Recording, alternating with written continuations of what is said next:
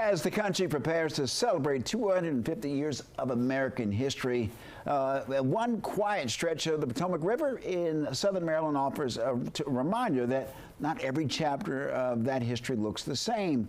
More than a century ago, the U.S. launched a massive emergency shipbuilding effort during World War I. Yeah, it's a project that helped to reshape America's industrial future, even as many of the ships themselves were abandoned before ever serving their intended purpose. Today, their remains sit at Mallows Bay, where history, nature, and reflection, as you can see here, now meet on the water. DC News Now's Ben Dennis takes us inside the story of the Ghost Fleet.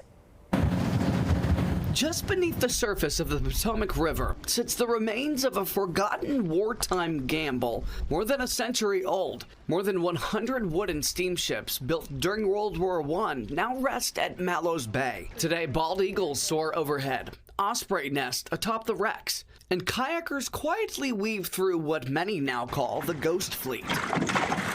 These ships are now thriving ecosystems, islands of life. Elena Gilroy helps preserve the site. Nature has really done a great job of reclaiming her space. But the ships were never meant to stay here. Anywhere that could build a ship was building a ship. During World War I, the federal government launched a massive emergency shipbuilding effort after the U.S. realized how dependent we had become on foreign ships to move goods overseas. Maritime historian Sal Mercogliano says global shipping disruptions and German sub-warfare forced the country to ramp up production, and fast. The U.S. found itself in a position where it couldn't move its goods. The U.S. built more than 300 ships across 26 states, including more than 100 that would later end up here in Mallows Bay. But by the time many of these ships were completed, America won the war, along with the Allied powers. Many never fulfilled the purpose they were built for. Some briefly worked coastal trade routes, but eventually the unwanted fleet was gathered in Virginia's James River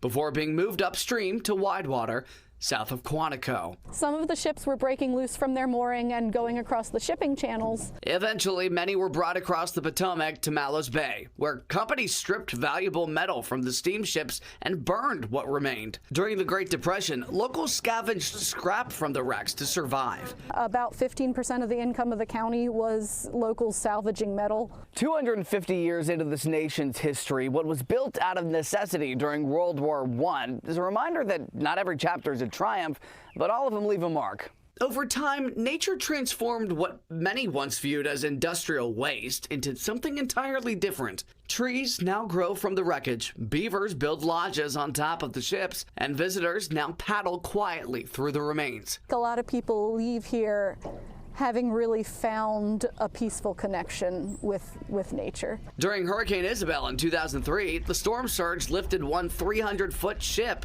and dropped it directly on top of another, reshaping part of this fleet. But not every vessel here dates back to World War I.